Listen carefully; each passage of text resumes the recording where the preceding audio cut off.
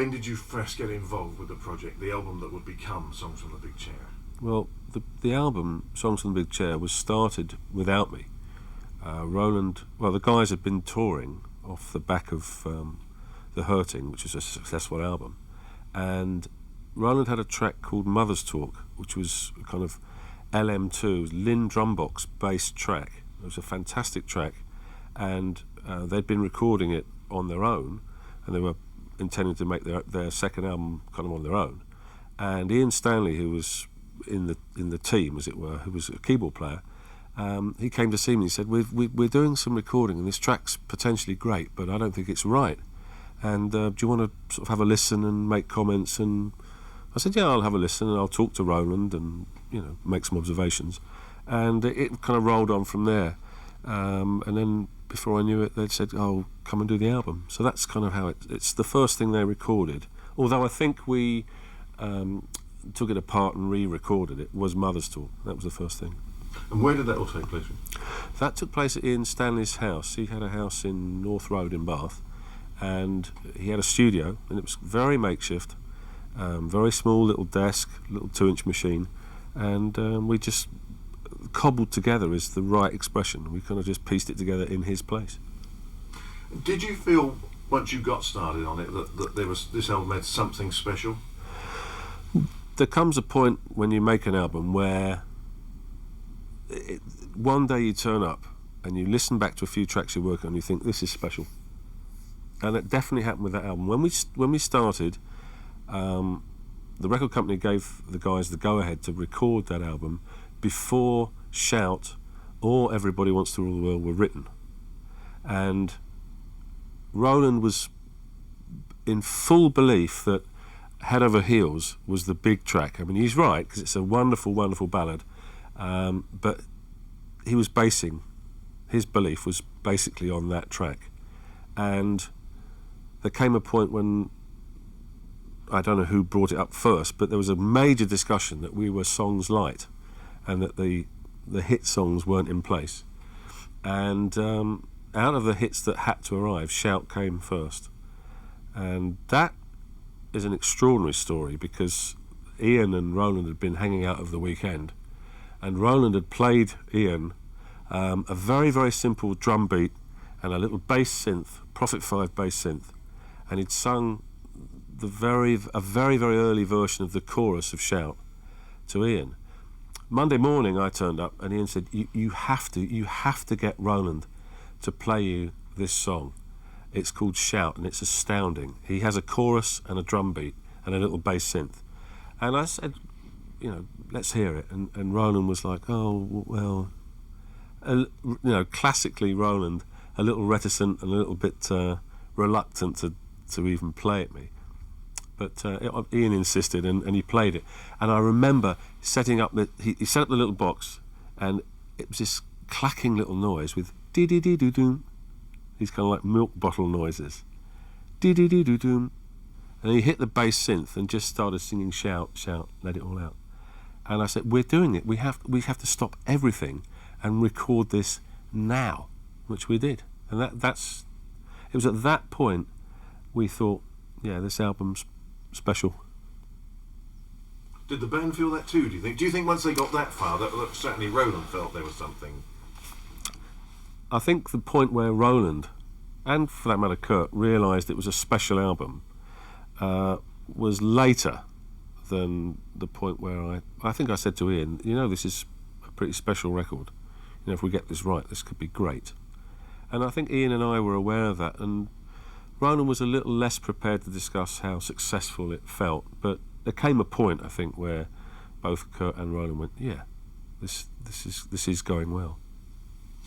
Because there's a story, correct me if this is not the truth, but I read somewhere where Roland sat down and said, this is going to be a commercial album, we're going to write like 3 or 4 hits, the rest of the album we'll just get rid of, just knock out, and we're going to spend all our time on these 4 tracks because this is what's going to make the album.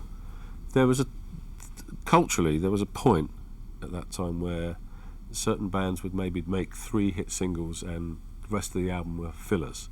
And there was a whole sort of, is this going to be one of those albums? And I think Roland may have said in the press, and it would have been very sarcastic and very wry and typically Roland. Oh yeah, we're just going to make an album with 3 hit singles and a load of fillers, and that couldn't have been further from the truth. So that rumour, whether it's right, it's likely to have been done in a comedic moment. Is it like rushes? Did you take stuff into the record company when they hear in a couple of tracks and get them very excited about it all? Obviously, because the record took a long time, one has to play the record company, and rightly so. The record company would come down and have a listen and make suggestions and would be involved and positive and negative about certain aspects, certain things taking too long, certain things being too long. If that's going to be a single, it's way too long. I can remember all the band discussing with Dave Bates, who A&R'd the project, about the length of Shout. We had this kind of I suppose it was our little stand, really. We wanted it to be 8-9 minutes and have radio have to play it because it was that great. And of course it got faded, and there's reference to Roland's not being thrilled with it being faded in the lyrics to Everybody Wants to Rule the World. There's a lyric in there with direct reference to the fact that it was a shame that they had to fade it, and it's a reference to Shout. Did you have different people coming and going, contributing? I mean, did you play it on yourself? Did you play drums on yourself? We did have people coming to contribute. One of my favourite pieces is The Working Hour, and there's a sax solo on that by Will Gregory, which I absolutely adore. That solo. We had Mel Collins come down, and he was inked in to do the solo. And he in fact does do some playing on the track, and we did various solos and various takes, but the work that Will Gregory did was the solo that was kept, and I absolutely adore that. Just as a matter of interest, he's the man behind with Alison Goldfrapp. He's gone on to do that, and he's a phenomenal musician and arranger and producer. Who else did we have?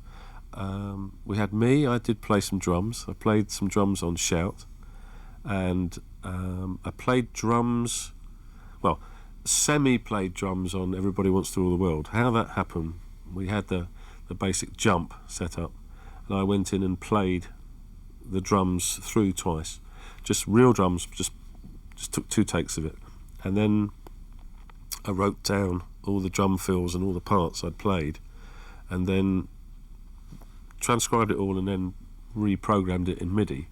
So it's the MIDI track is taken from a compilation of 2 takes of drums. So it's technically programmed from 2 takes I'd done. But I played on Shout. The other bit of drumming that's, for me, very worth mentioning is Manny Elias, who was the drummer. His drumming on Head Over Heels is superb. And if you play it 2 years later, you play that, it's a phenomenal piece of drumming. I adore it, and that's the best drumming on the album. You're also quoted as saying, I got fired often on that album. I have said in the past I got fired several times. Yeah, it's true. It's one of those things where we'd kind of disagree about something, and the next thing I know, there'd be a phone call, and actually they're just going to go off and do a bit of work on their own. They need a bit of space, and that's fine. But actually, I think historically I got fired more times on the album after, which is Sowing the Seeds. Now, I played drums on Sowing the Seeds and bits of bass and bits of synth, but got fired on that one. Yeah. Sowing the Seeds is a great track. I remember the first time I heard that, and it is I know like where it comes from, and all that, but it still sounds like a great record. It's a great album, and it's a great track, and Roland's arranging on that is phenomenal. And we had a huge band, and it was done live, a lot of live playing. He was very confident by then, wasn't he? Because you think, or wasn't he? In fact, does that lie that Roland's confidences lie across a lot of different atmospheres, really. I mean, as a musician, very, very confident. As a songwriter, confident. As a singer, sometimes very confident. As someone actually performing a song for TV or in a video, possibly less confident. When he's in a good headspace performing live, he's fantastically confident. So, it varies on what aspect of the job he's doing. He always used to say he wasn't very thrilled at doing interviews and being very confident with that. But I've seen him be amazing in interview, very witty, very smart, Whereas Kurt always seemed a natural when it came to interviews and chatting about himself and or Tears for Fears. I always love the line about kick out the style, bring back the jam. Kick out the style, bring back the jam is a fantastic lyric, and it's amazing how few people have commented. There's a few things like that. You can make the most obvious statements and people don't pick up on it. There's another case where when we recorded Mad World, there's a line right at the end. Kurt sings Halagian World. Now, it was an in-joke about being so off the map that you're actually from the planet Halage. It's as ridiculous as that. No one ever commented on it, and when Gary Jules had the huge hit, he sings the line at the end, Halagian World, and he will definitely have not known what that was with reference to. I mean, nobody has ever said, what on earth is Halagian World? And similarly with the style and the jam reference. Style Council, the jam. Shout. We've covered a lot of Shout, but can we just run through Shout again? I mean, yes. In as much as it was it always intended to be the lead single worldwide? I know that's not the way it worked out. Yeah. Shout was one of two songs that were written while the album was being made. It was a mistake in the sense that Ian and Roland had been hanging out over the weekend. Roland had played him a little drum box idea with a bass synth, and Ian had said to me, you got to get him to play it. It's amazing. It's a fantastic song. We need to record it. Roland played it to me, and we stopped everything and started recording it. It took a long time to get right. Technologically, it was based around a Linn drum, a drumulator, and a Fairlight, and real guitars and synths. It was at that point one of those tech tracks, and to actually sort of massage it into place did take a long time. And we did think it was a huge track. We did think it deserved to be a hit, and we were maybe halfway through the album when this sort of monster took off. It wasn't when we were recording that track, it wasn't any big plan that would be some world domination single. It just seemed like a fantastic bit of work Roland had written and that we had to record. And obviously when the album was finished, it being released before or after Everybody Wants to Rule the World was another sort of set of commercial arguments, really. The video, was that a Nigel Dick video, the first one? They were up on the coast somewhere, that video was shot. I know you're not the video man, but... Nigel Dick did take care of all those videos, as far as I understand.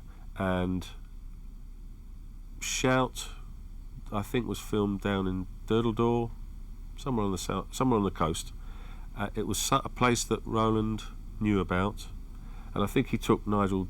I could be wrong, but I think he took Nigel down there, and they had a look at the whole area and the rock that Roland stood on to do the solo, which was so superbly tongue-in-cheek. But yeah, I think Nigel was involved in all that. So yeah, I mean, again, I'm reading a quote from Roland where he says, "We knew it was a good chorus, but couldn't come up with a verse." Chris Hughes said, "You've got an hour." It was bizarre that trying to get the verse for Shout, because if you appreciate, with that amount of technology, you could leave it looping, and you could basically have the track running all day, and you have a gap in the music where a verse ought to go.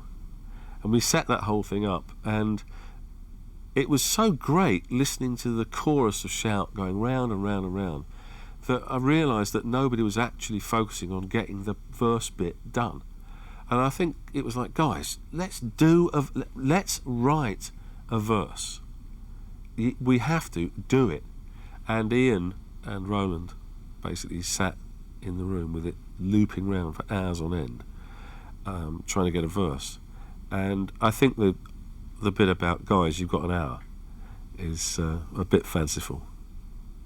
I think it was 20 minutes. Your memories of the working hour. 6-minute song. My memories of the working hour. The working hour, the jump to that, to the kind of chord progression and the wonderful drum rhythm. I understand that came together in sound checks or rehearsals. That the nature of the track didn't come together when we were recording. It was done prior to that, and I believe Manny Elias came up with the drum beat or was instrumental in how the jump of the track went. I think he's credited for writing. He gets a co-credit, and the nature of the track was kind of born out of some jams, and it's something that kind of I could sit back and watch evolve. It wasn't a case of put a verse there, do a chorus, chop that. It didn't have that kind of direction from me. I sat back and watched the track evolve, and Roland really had a very, very strong sense of how that track should be. I mean, I was there the whole time it was recorded, and I was thrilled by the sax solos and the nature of the track. And it's actually, bizarrely enough, one of my favourite pieces on the album. I love the fact that it's that long. I love the fact that it's that early on in the record, and it kind of, a minute into that track, you're on a journey. It's not one of those tracks we thought, well, we could have it sort of at the end of side 2 as some big finale. We thought, no, it's amazing, let's get it and get people into it sort of straight away. I mean, it's a thought that, were you still in those days thinking in terms of side 1 and side 2 as opposed to a CD? The nature of making albums has changed radically. We were still making vinyl albums, and the whole listening pattern was a 18, 20, 23 minute period.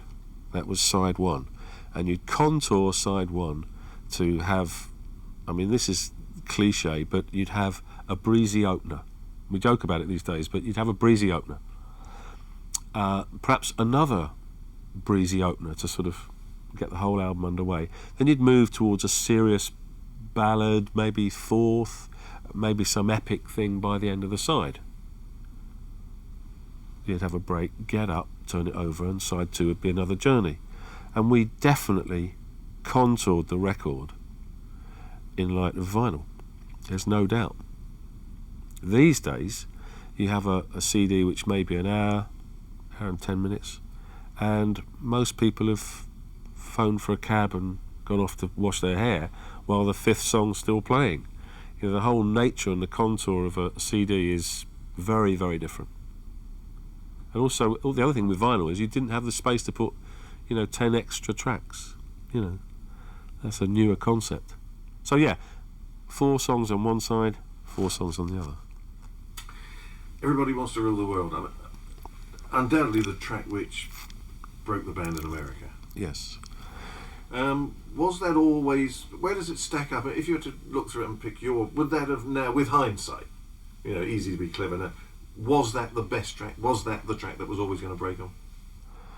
Everybody Wants to Rule the World is an extraordinary song and piece of work. If you imagine this, we were at Ian Stanley's house for most of the summer. This is 84. And Roland, on an acoustic guitar, one afternoon, was just strumming ging, ging. And I heard it once and said, "What's that?" And nothing. Classic Roland. Nothing. Just a couple of chords. And it was in the shuffle beat. Ging, ging. And I said, what are the chords? What are the notes? And I'd bought a little MIDI sequencer. And I took the notes and just on a synth just had ging, ging, and a dun, dun, dun, dun, dun, little beat on the go. And I kept saying, we really should record. I said to Kurt, tell him we should build this up. This could be a fantastic track. Kurt got it. He understood the fact that I was going on and on about it. Roland was fantastically not interested. Roland's wife, who'd heard this, said, that's quite good. And I said, Caroline, tell him. I've been telling him for a week or two now, it's amazing, and we should do something with it. And Caroline said, yeah, it's quite nice. I like that one, Roland. So I think a few days later, Roland, myself, and Ian sat down to sort of push ging ging around. And the thing for me about that track is that Shout, which had a very, very difficult birth, took forever to get right. As I said, took months to sort of make sense. Everybody Wants to Rule the World was written and recorded in about a week, which at that time was, for us, was ridiculously quick. So that didn't have time to sort of get over-egged or go wrong or be too pompous or whatever. It just kind of did its thing. And as I say, it was recorded that quickly, and I was super proud of it. I thought it was great. And I remember playing it to people saying, what do you think? And I was shocked because there were several people that were saying, yeah, it's a bit lightweight, it doesn't really rock. It's a bit sort of, and I was thinking, no, this is gonna be great. This has got to be a hit, surely. Do you remember sort of sitting and watching it climb the American charts? Because everyone wants an American hit, don't they? Do you remember seeing it go, was there a thrill amongst all of you lot that had been on it? Yeah. It was a thrill knowing it was going up the American charts. And I remember actually arriving, this is classic stuff, arriving in New York and getting a car into town and it being on the radio. And, you're hurtling, I say hurtling, but you're driving from the airport into Manhattan, hearing that, and I thought, oh, this is it. This is great. And of course, with broadcast compression and the way it sounds in the car on a radio, it just sounded fantastic. So yeah, it was very exciting. And so, were you actually in America, or did you spend time? Well, it was number one. I was in America. Yeah, I was in America when it was number one. But I'll tell you that one of the things I remember was being in New York when Shout was a hit, because there was a short period where Shout was picked up in a kind of hip-hop sense. And I remember being in Central Park, sunny day, and people with ghetto blasters, playing that distorted versions and club remixes of it, and Shout had this kind of urban thing. And it was so, for me, so far removed from how it was conceived and recorded. Some tiny little place in Bath, and there's these guys really blasting it in Central Park. So that was more of a sort of an American phenomenon for me than everybody. And of course, the video for Everybody was all over MTV all time. Yeah, the video for Everybody Wants to Rule the World was incredibly appropriate for MTV. I mean, MTV at that time, you could get a sense of what kind of style of video should theoretically work. And Nigel Dick's video for that is absolutely culturally right in that place. You take one look at that vid and it's going to get played on the basis that the record's good, but that vid's going to fit in culturally with what MTV was playing. I mean, the car, the sunset and the car at the end, I mean, you look at it now and it may seem like video cliche, but it was kind of groundbreaking in the sense it was that culturally it made sense at that time. Mother's Talk was the next track. In fact, was that the first single in England? I think it was, Mother's Talk. I think Mother's Talk, was the first single. It was the first thing the guys had started to record.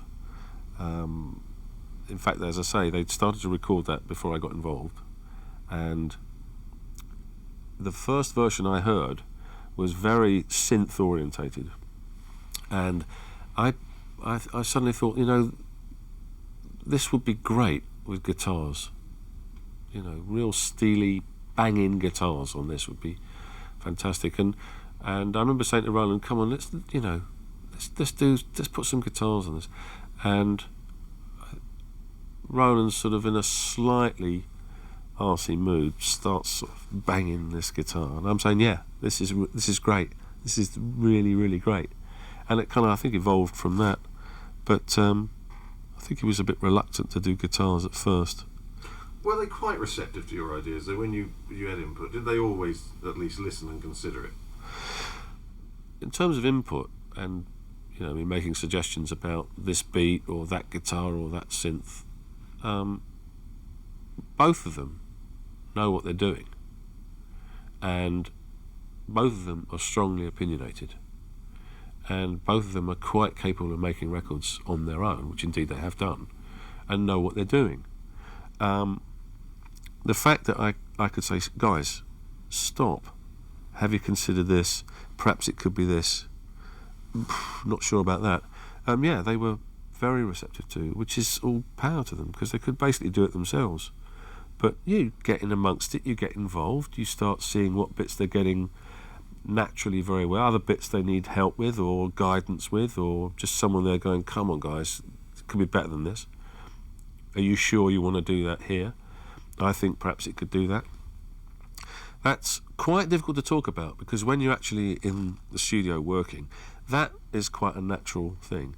It either makes sense and you are suggesting things and they are listening, or they're not. If they're in a very non-receptive mood, you do not go banging on about some vocal they've done that's no good. It's counterproductive. But both of them will turn around and say, what do you think? Which is fine.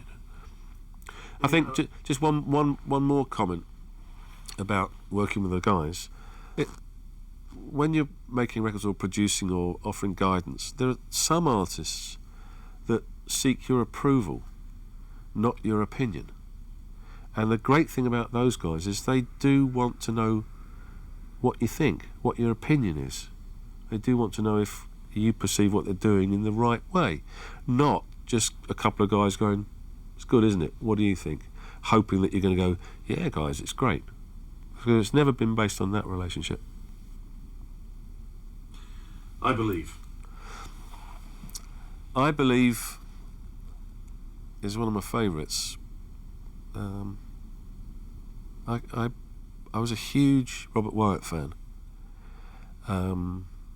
Soft Machine days and his solo albums, Sea Song, Rock Bottom, Ruth is Stranger Than Richard, those albums, and I basically played Roland Rock Bottom, which he got instantly.